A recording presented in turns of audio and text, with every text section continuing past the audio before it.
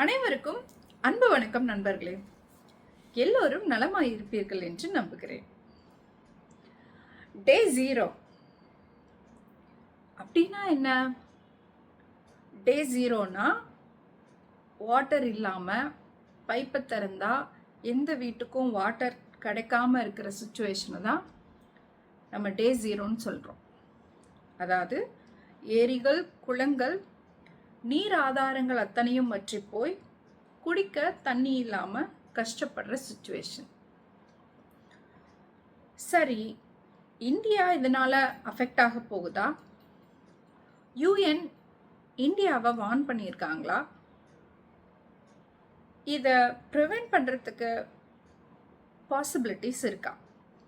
இதை தான் நாம் இன்னைக்கு டிஸ்கஸ் பண்ண போகிறோம். வாங்க யோசிச்சு பாருங்க. பைப்பை திறந்தா தண்ணி வராது. மக்கள் எல்லாம் தண்ணிக்கு கியூவில் போய் நிற்கணும். வாட்டர் ஸ்டேஷன்னு சொல்லுவாங்க அதை. அங்கே போய் நின்று நீங்கள் உங்களுக்கு பர் டே இவ்வளோதான் தண்ணி யூஸ் பண்ணணும் அப்படின்னு கேல்குலேட் பண்ணி உங்களுக்கு தருவாங்க. அதை நீங்கள் யூஸ் பண்ணணும். இந்த மாதிரி ஒரு நிலைமை எவ்வளோ கொடூரம்! இதுக்கு முன்னாடி எங்கேயாவது நடந்திருக்கானா? நடந்திருக்கு.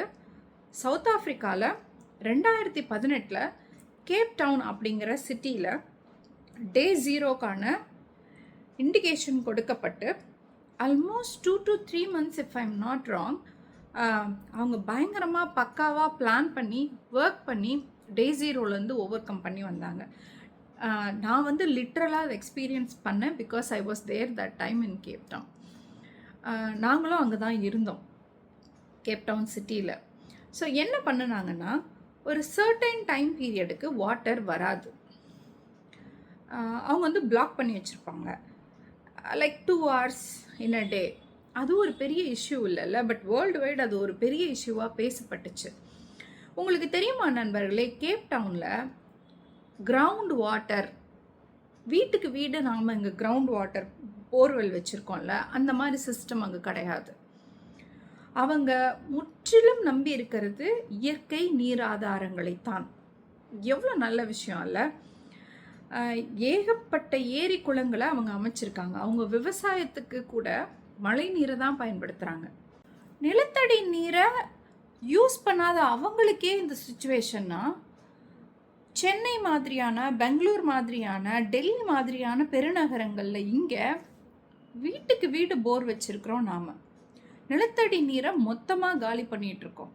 நம்ம நிலைமையை யோசிச்சு பாருங்கள். அண்ட் ஆல்சோ நமக்கு பாப்புலேஷன் ரொம்ப ஜாஸ்தி. டே 0 சுச்சுவேஷன் வந்தால் அது எப்படி இருக்கும்னு இமேஜின் பண்ணி பாருங்கள். ஓகே, இப்போ எக்ஸாக்டாக டே 0னா என்னன்னு ஷார்ட்டாக பார்ப்போமா? டே 0னா நீர்நிலைகள் எல்லாம் வற்றி போயிடும். ஒரு நாட்டுக்கான நீர் ஆதாரங்கள், இப்போது சென்னை எடுத்துக்கிட்டிங்கன்னா பெரிய பெரிய ஏரிகள் இருக்கு இல்லையா, செம்பரம்பாக்கம், மதுராந்தகம், இப்படி முக்கிய நீர் ஆதாரங்கள், இது எல்லாமே அதாவது மென்ஷன் பண்ணுற அளவை விட டேஞ்சரஸ் லெவலுக்கு குறைஞ்சி போச்சு. ரொம்ப ரிஸ்கான நிலமையில இருக்கு வாட்டர் லெவல். அப்படிங்கிறப்போ கம்ப்ளீட்டாக எல்லா வாட்டர் சப்ளையும் ஸ்டாப் பண்ணிடுவாங்க. எங்கேயுமே தண்ணி போகாது. அவங்க ப்ரையாரிட்டி கொடுக்க போகிறது ஹாஸ்பிட்டல்ஸ், எங்கேயாவது ஃபயர் ஃபைட்டர்ஸ்க்கு தேவை இல்லையா, அங்கே. தென் க்யூ கட்டி நாம் போய் ரேஷன் கடையில் இப்போது அரிசி, பருப்பு இதெல்லாம் வாங்குகிறோம்ல, அது மாதிரி வாட்டர் வாங்க நாம் க்யூ கட்டி நிற்கணும். ஸோ இதுக்காக அவங்க ஸ்டோர் பண்ணி வச்சுருப்பாங்க வாட்டர். இதுதான் பக்கா டே 0 சுச்சுவேஷன். ஜஸ்ட் இமேஜின் பண்ணி பாருங்கள். சரி, ரைட், டே 0னா என்னன்னு புரிஞ்சிருச்சு. இதனால் நமக்கு ஏதாவது ப்ராப்ளம் வருமா? இந்தியா அஃபெக்ட் ஆகுமா? அதை பற்றி சொல்லுங்கள் அப்படின்னா, ஆமாம். யூஎன் ஐநா 2022 பப்ளிஷ் பண்ண ரிப்போர்ட் படி இந்தியா இப்போது இருக்கிற வாட்டர் கன்சம்ஷன் மெத்தடை ஃபாலோ பண்ணுச்சுன்னா 2030, அதாவது இன்னும் 4 வருஷத்தில் நமக்கு இந்த ப்ராப்ளம் வரக்கூடும். நாம் இதை ஃபேஸ் பண்ண வேண்டிய சுச்சுவேஷன் வரலாம். வாட்டர் ப்ராப்ளம், வாட்டர் ஸ்கேர்சிட்டிங்கிறது ஜஸ்ட் தண்ணி இல்லாமல் போகிற நிலைமை இல்லைங்க. தண்ணி இல்லைன்னா எதுவுமே இல்லை. விவசாயம் நடக்காது, உணவு பற்றாக்குறை ஏற்படும். இதனால் பெண்களும் குழந்தைகளும் தான் முக்கியமாக ரொம்ப கஷ்டப்படுவாங்க அப்படின்னு ஐநா சொல்லியிருக்கு. ஐநா என்ன சொல்லுதுன்னா, முக்கியமாக சென்னை, பெங்களூர், டெல்லி மாதிரியான சிட்டிஸ் பயங்கரமாக அஃபெக்ட் ஆவாங்க. அப்போது வில்லேஜஸ்க்கெலாம் இது ஒன்றும் ப்ராப்ளம் இல்லையானா டெஃபினட்டாக அவங்களும் அஃபெக்ட் ஆவாங்க அப்படின்னு சொல்லியிருக்காங்க. இதுக்கெல்லாம் என்ன காரணம்னு பார்த்தீங்கன்னா, கிளைமேட் சேஞ்ச், அதுக்கப்புறம் வாட்டர் எவாப்ரேஷன் ரேட் வந்து ஜாஸ்தியாக இருக்குது. நாம் வந்து கிரவுண்ட் வாட்டர் கன்சம்ஷன் பண்ணுற லெவலை விட சேவ் பண்ணுற பர்சன்டேஜ் கம்மியாக இருக்குது. எவாப்ரேஷன் ஜாஸ்தியாக இருக்குது. அப்புறம் நம்ம ஸ்டோர் பண்ணுற ரிசர்வாயர் ஸ்டோரேஜ் பத்தலை. இதெல்லாம் தான் முக்கிய காரணங்கள். அண்ட் வாட்டர் வேஸ்ட் பண்ணது ரொம்ப ரொம்ப ரொம்ப இம்பார்ட்டண்ட்டான ஒரு பாயிண்ட். சரி, டே 0 ப்ரிவென்ட் பண்ணவே முடியாதா அப்படின்னா ப்ரிவென்ட் பண்ண முடியும். எப்படி ப்ரிவென்ட் பண்ணுறதுன்னா, ரெயின் வாட்டர் ஹார்வெஸ்டிங் அப்படின்னு சொல்லுவாங்க. மழை நீரை சேகரிக்கணும்,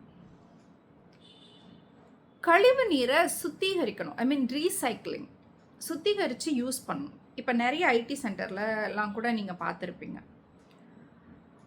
3வது பாயிண்ட், விவசாயத்துக்கு யூஸ் பண்ணுற தண்ணியை சொட்டு நீர் பாசனம் மாதிரி லேட்டஸ்ட் மெத்தடில் நம்ம யூஸ் பண்ணணும். அதிகமான வாட்டர் வேஸ்ட் ஆகிறத தடுக்கணும். 4வது பாயிண்ட், லீக்கேஜ் எங்கேயாவது இருந்ததுன்னா அதை இமீடியட்டாக கண்டுபிடிச்சி அதை தடுக்கணும்.